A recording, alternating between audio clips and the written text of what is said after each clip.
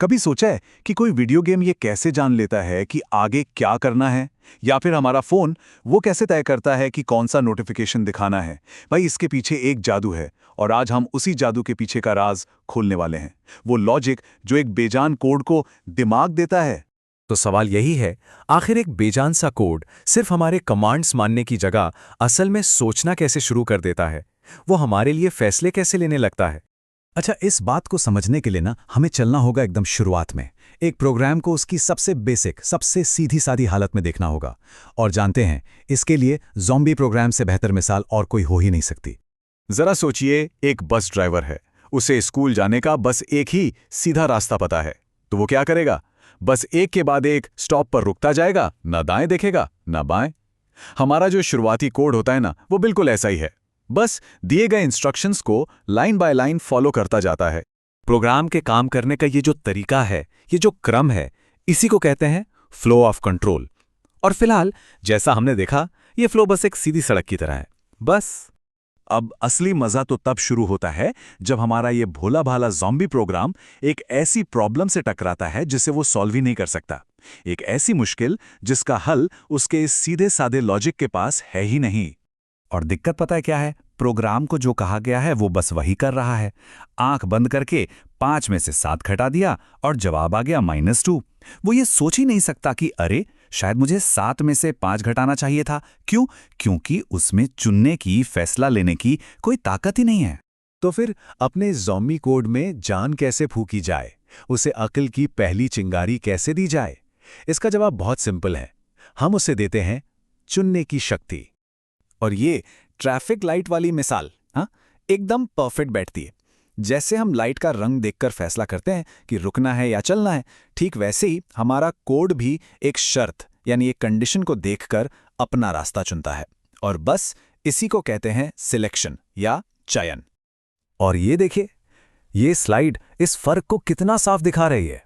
एक तरफ है हमारा पुराना ज़ॉम्बी कोड जो हमेशा एक ही काम करेगा चाहे कुछ भी हो, और दूसरी तरफ है नया स्मार्ट कोड। ये इफ एल्स का इस्तेमाल करके हालात को समझता है, फैसला लेता है और हमेशा एक सही पॉजिटिव जवाब देता है ना कमाल? तो ये फैसले लेने के लिए हमारे पास 3 बड़े कमाल के टूल्स हैं। सबसे पहले है इफ यानी अगर। ये पहली शर्त को जांचता है। अगर वो शर्त पूरी नहीं हुई तो आता है एलिफ यानी या अगर। ये दूसरी शर्त को जांचता है।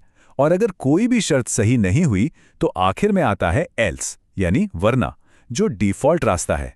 ठीक है, तो अब हमारा कोड चुन तो सकता है, लेकिन एक सवाल है, कोड को ये कैसे पता चलता है कि अगर वाले रास्ते पर कौन सा काम करना है और वरना वाले रास्ते पर कौन सा? इसका जवाब बड़ा दिलचस्प है। अब देखिए, पाइथन बनाने वाले का आइडिया बड़ा ही शानदार था। उन्होंने सोचा कि बाकी लैंग्वेजेस की तरह ये कर्ली ब्रैकेट लगाकर कोड को कॉम्प्लिकेटेड क्यों बनाना। इसकी जगह कुछ ऐसा इस्तेमाल करते हैं जो हम लिखते हुए वैसे भी करते हैं, इंडेंटेशन। मतलब पैराग्राफ की तरह लाइन के शुरू में थोड़ी सी जगह छोड़ना। जरा इस कोड को देखिए। जो लाइनें थोड़ी अंदर की तरफ से मतलब इंडेंटेड हैं, वो मिलकर एक ब्लॉक बना रही हैं। पाइथन बस इसी खाली जगह से समझ जाता है कि अगर वाली कंडीशन सच हुई तो ये वाला ब्लॉक चलाना है और वरना वाली कंडीशन पे दूसरा वाला। कितना साफ और पढ़ने में आसान है ना? बहुत बढ़िया। तो हमारा कोड अब सोचना और चुनना दोनों सीख गया है, लेकिन उसे असल में पावरफुल बनाने के लिए हमें उसे एक और शक्ति देनी होगी, और वो है एक ही काम को बार बार लगातार करने की शक्ति।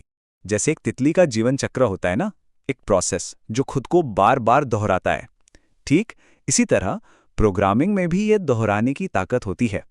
इसे हम कहते हैं रिपीटिशन या इटरेशन, और यही चीज कोड को आप कह सकते हैं धैर्य और लगन से काम करने की क्षमता देती है। अब मान लीजिए कि हमें 1 से 5 तक गिनती प्रिंट करनी है, तो एक तरीका तो यह है कि हम 5 बार प्रिंट कमांड लिखें, प्रिंट 1, प्रिंट 2 और ऐसे ही। पर सोचिए, यह कितना थकाऊ और बोरिंग काम है। और अब जरा सोचिए, अगर 5 की जगह हमें 1,00,000 नंबर प्रिंट करने हो तो क्या हम 1,00,000 लाइन का कोड लिखेंगे? नहीं, बिल्कुल नहीं। यकीनन इससे कोई बेहतर तरीका तो होना ही चाहिए। और बिल्कुल एक स्मार्ट तरीका है। ये देखिए, एक व्हाइल लूप यही काम सिर्फ 3 लाइनों में निपटा सकता है। ये लूप हमारे लिए उस पूरे थकाऊ काम को बार बार दोहराता रहेगा, बिना थके, बिना कोई गलती किए, जब तक कि दी हुई शर्त पूरी ना हो जाए। तो यही है लूप की असली ताकत। ये एक तरह का जादुई पहिया है जो हमारे कोड को लगातार घुमाता रहता है, उसे काम करने की शक्ति देता है, चाहे वो वाइल लूप हो या फिर फोर लूप। तो इन सब बातों का निचोड़ क्या है? इन सब टुकड़ों को जोड़कर आखिर हमारे हाथ लगा क्या है? असल में हमने प्रोग्रामिंग की दुनिया के 3 सबसे बुनियादी, सबसे जरूरी पिलर्स को समझाए। पहला सीक्वेंस, यानी एक के बाद एक सीधा चलना। दूसरा सिलेक्शन, यानी सही रास्ता चुनना। और तीसरा रेपिटेशन, यानी एक ही काम को दोहराना। और सबसे हैरान करने वाली बात जानते हैं क्या है?